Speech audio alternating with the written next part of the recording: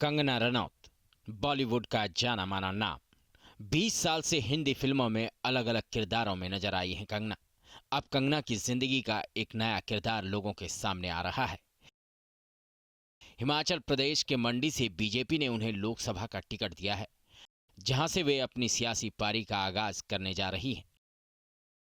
BJP से कंगना की नजदीकी देखी जाती रही है। वे अक्सर बीजेपी के पक्ष में बोलती नजर आई हैं। कंगना बेबाक बोलती हैं और बखूबी बड़े मुद्दों पर अपनी राय रखती हैं। वे मुद्दे उठाकर उन पर जोरदार तरीके से अपनी बात रखती दिखी हैं।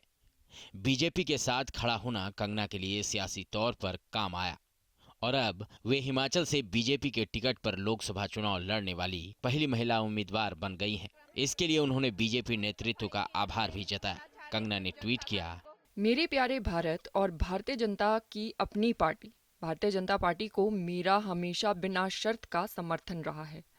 बीजेपी के राष्ट्रीय नेतृत्व ने मुझे मेरे जन्म स्थान हिमाचल प्रदेश मंडी से लोकसभा उम्मीदवार घोषित किया है। मैं लोकसभा चुनाव लड़ने पर हाईकमान का फैसला मानती हूं और आधिकारिक तौर पर पार्टी में शामिल होकर सम्मानित और उत्साहित महसूस कर रही हूं। मैं एक योग्य कार्यकर्ता और विश्वसनीय लोक सेवक बनने की आशा रखती हूं। कंगना मंडी सीट से बीजेपी के उम्मीदवार हो सकती हैं। इसके लिए कयास लंबे समय से लगाए जा रहे थे। कंगना बीजेपी के नजदीक जाती दिखाई दी। जब कंगना रनौत का महाराष्ट्र सरकार के साथ विवाद हुआ तो केंद्र सरकार ने कंगना को Y+ कैटेगरी की सुरक्षा उपलब्ध करवाई।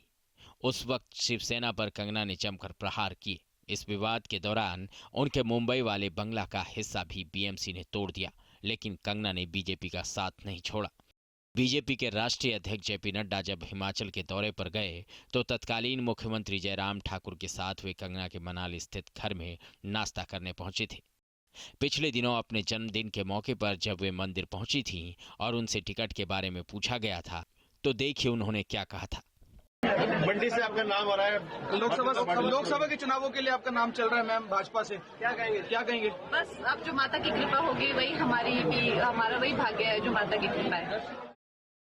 साफ है, कंगना के तौर पर बीजेपी को एक सशक्त महिला उम्मीदवार, एक युवा नेता और एक लोकप्रिय प्रत्याशी मिल गया है, जिसके सहारे वो विपक्षी गठबंधन के चक्रव्यूह को भेदने की रणनीति बना रही है।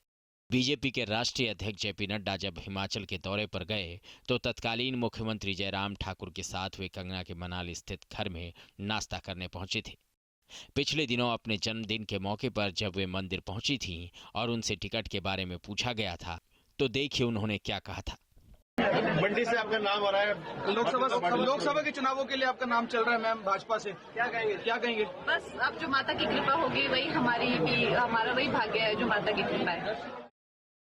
साफ है, कंगना के तौर पर बीजेपी को एक सशक्त महिला उम्मीदवार, एक युवा नेता और एक लोकप्रिय प्रत्याशी मिल गया है, जिसके सहारे वो विपक्षी गठबंधन के चक्रव्यूह को भेदने की रणनीति बना रही है। Team news nation.